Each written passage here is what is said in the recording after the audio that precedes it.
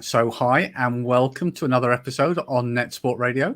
I'm Al Kingsley, and today I'm really pleased that I'm going to be chatting here with Kristy Evers, Head of Impact Partnerships at ImpactEd. Kristy, good to see you. Hi, Al. Thanks so much for having me here. I'm really pleased you're here. I think after the last couple of years, the words impact and evidence seem to have been some of the most frequently used terms when we're talking about education, technology, and approaches. So I can't think of a better person to unpick a little bit around those topics and the role of ImpactEd. Yeah, So definitely.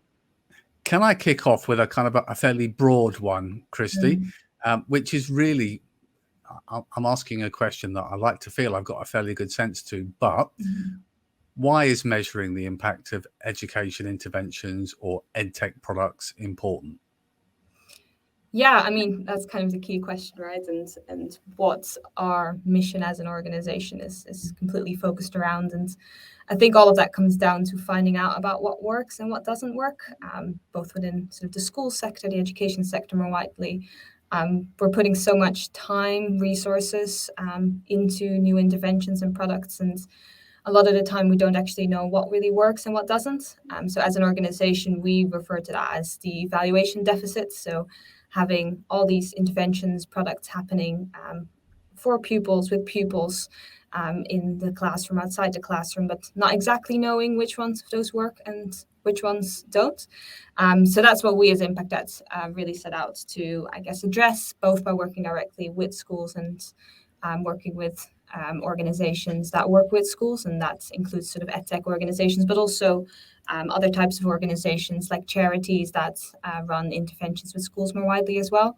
And I think from a school perspective, of course, it's so important to know like what impact interventions have on pupils, and really thinking about if pupil outcomes are actually improved, and then knowing where you can reinvest your money going forward as well, right? Because ultimately we want the best outcome for pupils as a result. And I think similarly, I guess on the flip side, for an EdTech organization or any organization working with pupils, you want to be able to share that evidence of your product with schools, being able to share what works and what doesn't, and also showing that you as an organization are constantly learning and improving as well. And not just there to sell your product, but also to improve your product and to improve the impact that you're having on pupils as well, right? Absolutely. I think most vendors, if they're smart, will realize part of that evidence process is one of the main ways that you actually improve your product. That's the kind of the key, that feedback loop that you get. Exactly. I often talk about to schools about rubrics and approaches for evidencing when they're selecting products. But one of the challenges that crops up, and it feeds into what you've just shared there, Kristy, is that kind of nuance that not all solutions fall into the same category. So do you often find that the hardest thing to actually pin down is the word impact, what we mean by impact and how we measure it? Yeah, definitely. I mean, it all comes back to thinking about taking a step back. What is your intervention or your product actually trying to achieve? Because when you're talking about impact, you need to understand what you're actually wanting to have an impact on, right? And I think that goes Absolutely. back to sort of some of those first steps, is really thinking about the key outcomes that you're hoping to achieve with your intervention or products. Like, what actually do you hope to see change for pupils? And for some, that's different than for others, right? Some might be focused on improving pupils' well-being, or others might be focused on improving sort of attainment or belief in their self-efficacy and things like that. So being able to really articulate that is really important when we're talking about impact, because otherwise can be a very generic term, right, as you say, in terms of what that actually means. I think so. And I love the fact you're just spelling out those points, because I think it's very easy in education. We get caught in the mindset that impact equals academic outcomes, whether it's attainment 8, progress 8, SAT scores, but actually well-being, if we're doing strategically, it could be about staff retention and staff well-being. Different types of technology need those different measures set up front in terms of impact, don't they? Exactly. Yeah, I think that's a really good point. And a lot of the research that we've done over the last few years as well focuses around, yes, maybe ultimately you want to help improve pupil attainment, but what are the steps before that as well, right? And thinking about in the intermediate term, maybe your first step is actually helping improve a pupil's motivation or confidence or their belief in themselves. And ultimately that might, you would hope, lead to increased attainment, but thinking about sort of that, what we call logic model or theory of change, and how one leads to the other is really important in thinking through that impact journey, I guess. Absolutely. So, Kristy, let's take a couple of fictitious entities, Kingsley Academy or OWL Software Inc., brand new, want to think about how we evaluate a product and measure its impact. Where do we start? Yeah. So I think that kind of goes back to what I was saying just now already as well. And really starting to think about what your outcomes are. And a lot of the time we do this as an organization through what we call a theory of change exercise, or that might be sort of an outcomes framework, but really setting out what change you expect to see. So is that improved sort of well-being? Is that improved self-efficacy or their metacognition, or maybe improved attendance, and sort of which specific outcomes you're actually hoping to see. And then you need to know what change you're looking at in order to actually start thinking about how you measure that change then. Because I think a lot of the time what I see with organizations that we work with is that they're very excited and they start thinking about all the data that they're already collecting, and that they're able to collect without really a clear direction of like what they're trying to measure to begin with. So taking that step back to really have a look at, okay, what am I trying to change in the first place? What is that outcome, and how is that all connected in terms of that theory of change? And then as a next step, you can start thinking about, okay, so how are you then going to measure the change on those? So as an organization, clearly articulating, I think, your key outcomes also really helps you to sort of communicate, I think, the value of your product or intervention to those that you're working with, both within schools, within your organization, as well as outside of that, because ultimately that's sharing what sort of the core value of your product is, right? Indeed. I mean, I always talk about the key starting point when looking at digital in the broader sense in schools is about that kind of co-production, that Venn diagram. But it sounds one of the key starters for the process that you undertake is really about getting the right voices for the customer or the end user to really understand what they're trying to achieve, and what they would look at the kind of the levers or measures they want to get evidence for. Definitely, yeah. And that's some of the most, I think, interesting work that we've done going through these types of exercises with organizations or with schools, is when you actually have a wide range of those stakeholders involved in that process as well. So that co-design element that you just referred to as well, actually inviting some pupils into the room as well to hear their voices around what impact they think a product might be having or not, or what they think would be most useful or not. I think having that sort of collaborative approach is really important. And gasp, shock, horror, student voice when developing solutions. Who'd have thought of it, eh? Exactly. So listen, you've obviously been through this process with all sorts of organizations.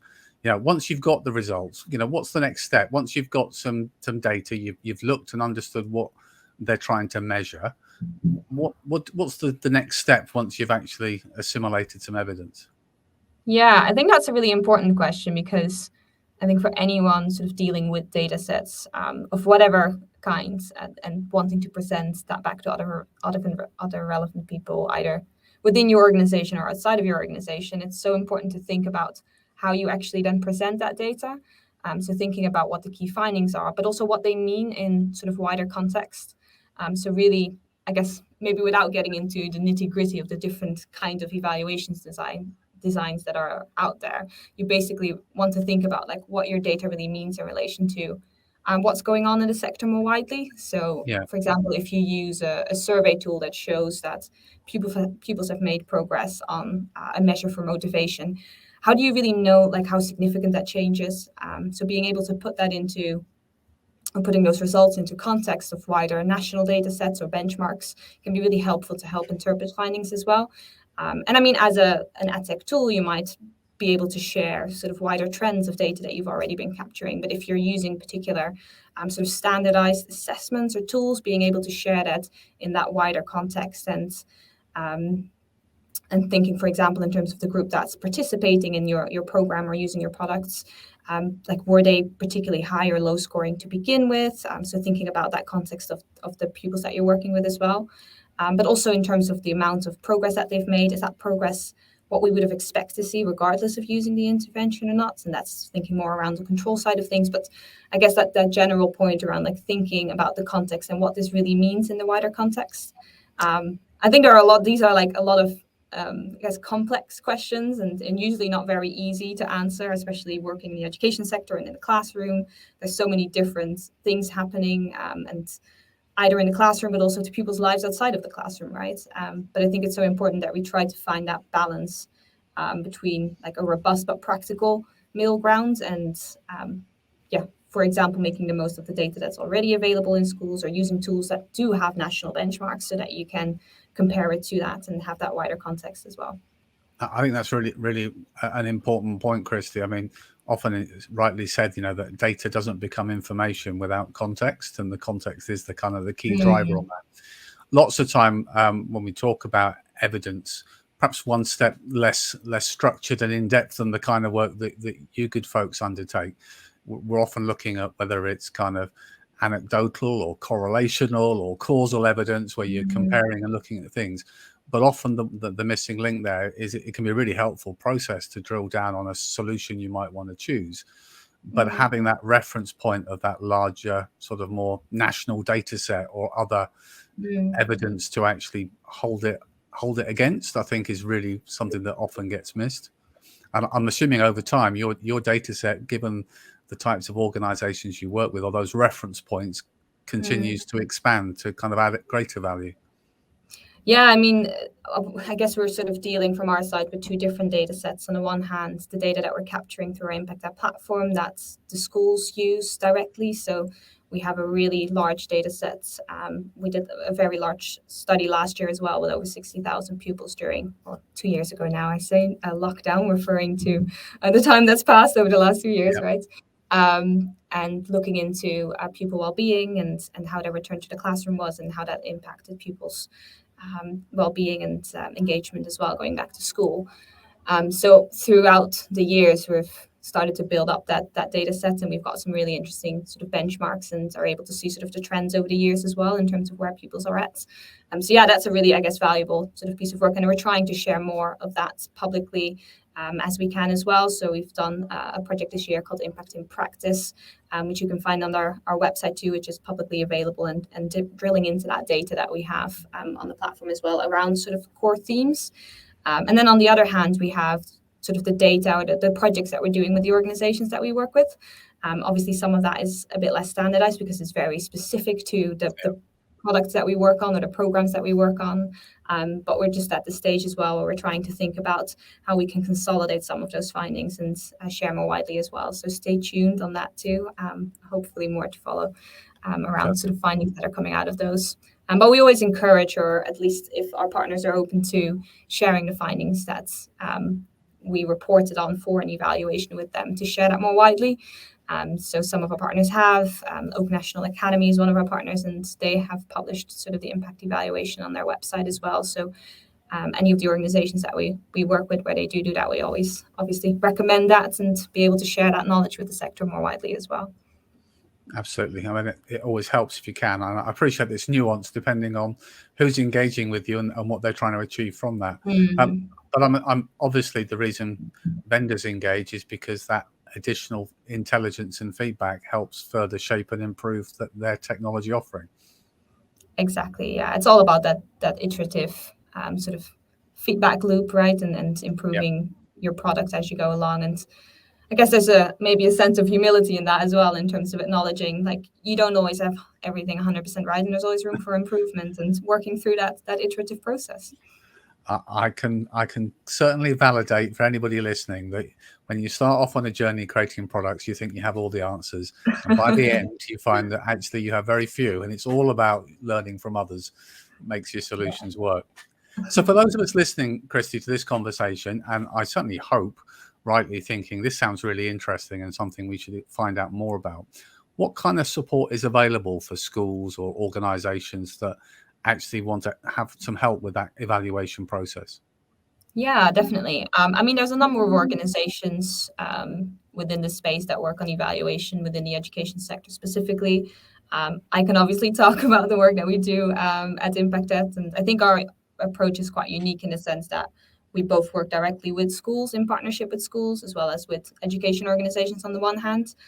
So our work with schools really revolves around supporting them on a one-on-one basis with running their own evaluations through using the ImpactEd platform and a wider partnership model around that. So that really focuses around sort of giving that agency to the school and giving them the tools to say, it's up to you, like you decide like what evaluations you want to run, what interventions you want to sort of evaluate and measure the impact of. And then on the other side, we work with education organizations. And as I mentioned, those are EdTech products, but also wider type of organizations in the sector, like charities, sometimes universities that work within schools as well. And that kind of support ranges from what we call sort of a capacity building approach and supporting them in developing a theory of change and an evaluation framework, really thinking about the ongoing data collection that you want to sort of engage in, all the way to running an external evaluation as well. If an organization wants an external evaluation partner to work with them sort of side by side on doing an evaluation. So yeah, I would recommend people have a look at our website. There's an expression of interest form you can fill out if you're interested and to hear more, and we'll reach out. It seems to me that no matter what the scale of the project, you've got the capacity to provide that support and guidance to make sure it's the most effective process. Yeah, I mean, we work, as you say, it's a real mix of the type of organization we work with, really small ones where we try to help build their capacity to be able to sort of do some of that work on an ongoing basis, to really large programs too. We're just finishing up evaluation for the DFE's EdTech demonstrator program, where we were the official evaluation partner. So that report will be published very soon. So really excited about that as well. And obviously that was a really big project covering thousands of schools. So a real mix of the type of organizations that we work with. Fantastic. Hopefully people listening to our conversation have found that interesting, and certainly hopefully there will be some vendors and some schools and organizations that think that's just what we've been interested in. So for those who would like to find out more, could you just signpost us to where they can find out more, your website address, social media contacts, next steps for anybody? Yeah, so our website is impacted.org.uk, and then we're also on Twitter, impacted_tweets. So those are probably the best places to go. Fantastic. Really appreciate you coming and joining us for a chat, Kristy. Thank you so much. And anyone listening in, please do check out ImpactEd. Great. Thanks so much for having me, Al.